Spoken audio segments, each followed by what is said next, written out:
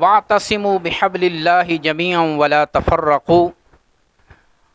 اللہ تعالیٰ نے قرآن کریم میں ارشاد فرمایا تم سب مل کر اللہ کی رسی کو مضبوطی سے تھام لو اور فرقوں میں نہ بٹو۔ پہلا سوال یہ ہے حبل اللہ، اللہ کی رسی سے کیا مراد ہے؟ اس کی مختلف تفسیریں کی گئی ہیں۔ مفسرین نے لکھا حبل اللہ سے مراد قرآن اور سنت ہے۔ بعض نے لکھا حبل اللہ سے مراد جماعت ہے، اور بعض نے لکھا حبل اللہ سے مراد اللہ کا عہد ہے۔ تو بہرحال یہ تمام تفسیریں قریب المعنی ہیں، معنی کے اعتبار سے ایک دوسرے کے قریب ہیں۔ جس طرح بندہ رسی کو مضبوطی سے تھام لیتا ہے جو کنویں میں اتر رہا ہو تاکہ وہ کنویں کے اندر گرنے سے بچ جائے، اسی طرح جو ان چیزوں کو مضبوطی سے تھام لیتا ہے وہ جہنم کے گڑھے میں گرنے سے بچ جاتا ہے۔ تو لہٰذا ان مفسرین کی آراء کی روشنی میں حبل اللہ سے مراد قرآن، سنت اور جماعت ہے، اور جماعت مسلمین اور اللہ کا عہد ہے۔ اس لیے کہ اہل سنت و جماعت کا فرقوں سے کوئی تعلق نہیں، کیونکہ رسول اللہ صلی اللہ علیہ وسلم نے ارشاد فرمایا کہ جس طرح بنی اسرائیل 72 فرقوں میں بٹ گئے، میری امت 73 فرقوں میں بٹ جائے گی، اور فرمایا کلہم فی النار الا ملۃ واحدہ، سب کے سب جہنمی ہوں گے سوائے ایک جماعت کے۔ یعنی جماعت فرقوں سے الگ ہے، لہذا فرقے جہنمی ہوں گے عقیدے کی بنیاد پر، اور ایک جماعت عقیدے کی بنیاد پر جنتی ہوگی۔ باقی اعمال کی بنیاد پر تو سارے اہل سنت میں بھی جو گناہ گار ہوں گے وہ جہنم میں جائیں گے، اپنی سزا بھگتنے کے بعد جہنم سے نکال کر جنت میں داخل کیے جائیں گے۔ لیکن جو عقیدے کی خباثت اور فساد کی بنیاد پر دوزخی قرار دیے گئے وہ 72 فرقے ہیں، اور ایک جماعت ہے جس کے بارے میں فرمایا کہ یہ جنتی جماعت ہے، اور وہ اہل سنت و جماعت ہے، کیونکہ اہل سنت و جماعت فرقوں کو حرام سمجھتے ہیں، فرقہ بازی کو حرام سمجھتے ہیں، کیونکہ اللہ تعالیٰ نے واضح فرما دیا ولا تفرقوا، فرقوں میں نہ بٹو، لہذا فرقے بنانا یہ حرام ہے، اور جماعت کے اندر رہنا یہ ہر مسلمان پر فرض ہے، کیونکہ رسول اللہ صلی اللہ علیہ وسلم کا ارشاد ہے ید اللہ علی الجماعہ، جماعت کے اوپر اللہ کا دست قدرت ہے، اللہ کی تائید ہمیشہ جماعت کے ساتھ ہے۔ اور پھر سنن ترمذی میں حدیث مبارکہ موجود ہے، رسول اللہ صلی اللہ علیہ وسلم نے ارشاد فرمایا کہ اتبعوا السواد الاعظم،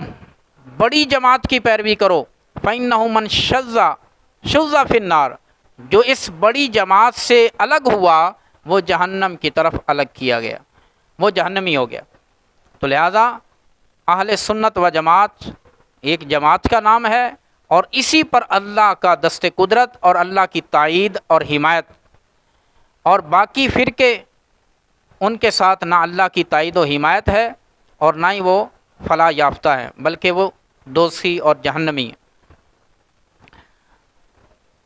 اسی طرح یہ جو حبل اللہ ہے، اللہ کی رسی، اس کو جو محدثین نے بیان کیا اپنے انداز میں، مقدمہ صحیح مسلم میں حضرت امام مسلم بن الحجاج رحمۃ اللہ تعالی علیہ،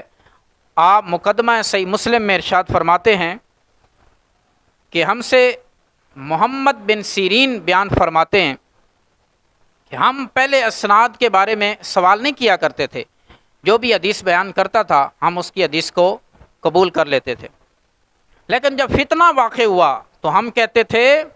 ہمارے سامنے رجال بیان کرو، اگر وہ رجال اہل سنت میں سے ہوتے تو ہم اس کی حدیث کو قبول کر لیتے، اور اگر وہ اہل بدعت ہوتے تو ہم اس کی حدیث کو نہ لیتے۔ یہ مقدمہ صحیح مسلم جلد صفحہ نمبر 14 پر موجود ہے۔ حضرت امام مسلم رحمۃ اللہ علیہ نے واضح فیصلہ، دو ٹوک فیصلہ سنا دیا کہ حبل اللہ سے مراد جماعت والے جو کہ حقیقی طور پر قرآن اور سنت پر کاربند ہیں، اور جو فرقوں میں بٹتے ہیں وہ قرآن و سنت کا دامن اور حبل اللہ کا دامن چھوڑ بیٹھتے ہیں۔ تو لہٰذا مرزا جیلمی اور اس کے فالورز کو اس بات پر بھی غور کرنا چاہیے۔ وہ کہتا ہے میرے بابے وہی ہیں جنہوں نے بخاری مسلم لکھی، تو بھائی یہ تمہارے بابے ہیں جن کو تم بھی مانتے ہو، اور ہمارے تو الحمدللہ وہ امام ہیں۔ امام مسلم نے واضح کر دیا امام محمد بن سیرین کے حوالے سے کہ ہم اہل سنت ہی کی احادیث کو قبول کرتے ہیں، اہل بدعت کی نہیں، اور جو فرقوں میں بٹے انہوں نے بدعت کا ارتکاب کیا اور وہ بدعتی ناری ٹھہرے، اور حبل اللہ کا مصداق اہل سنت و جماعت ٹھہرے۔ تو لہٰذا لوگوں کو مغالطہ دینا بند کرو کہ اہل سنت معاذ اللہ کوئی فرقہ ہے، یہ فرقہ ورقہ نہیں، یہ جماعت ہے، اور اللہ کا دست قدرت اور دست تائید اسی جماعت کے ساتھ ہے، اور رسول اللہ صلی اللہ علیہ وسلم نے اسی جماعت کا ساتھ دینے کا عہد لیا، اور اللہ نے یہی فرمایا وَاعْتَصِمُوا بِحَبْلِ اللَّهِ جَمِيعًا، سب مل کر، آگے ہے وَلَا تَفَرَّقُوا، فرقوں میں نہ بٹ جانا۔ تو لہٰذا اب بخاری مسلم کی مانتے ہوئے، محدثین کی مانتے ہوئے، کتابوں والے بابوں کی مانتے ہوئے اہل سنت میں آ جاؤ تو یقیناً فلاح پا جاؤ گے، اور لیکن اگر اہل سنت کے نظریات سے بغاوت کی تو پھر قطعاً تم جماعت میں نہیں ہو، تم فرقوں کے اندر ہو، اور تمہارا شمار فرقوں کے اندر ہوگا۔ تو فرقہ بازی کی تعلیم خود دیتے ہیں، جماعت سے خود الگ ہوتے ہیں، اور الٹا چور کوتوال کو ڈانٹے کے مصداق اہل سنت کو مورد الزام ٹھہراتے ہیں کہ انہوں نے فرقے بنائے۔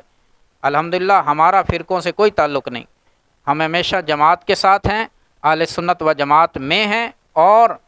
تا دم مرگ اہل سنت و جماعت میں رہیں گے۔ اور یہ کہنا اپنے طور پر اہل سنت کا نام بھی استعمال کرتا ہے، مرزا جیلمی اہل سنت کا نام بھی استعمال کرتا ہے، لیکن اہل سنت کے نظریات سے بغاوت بھی کرتا ہے۔ یہ دو رنگی چھوڑ دو، دو رنگی چھوڑ دے یک رنگ ہو جا، سراسر موم ہو جا یا پھر سنگ ہو جا۔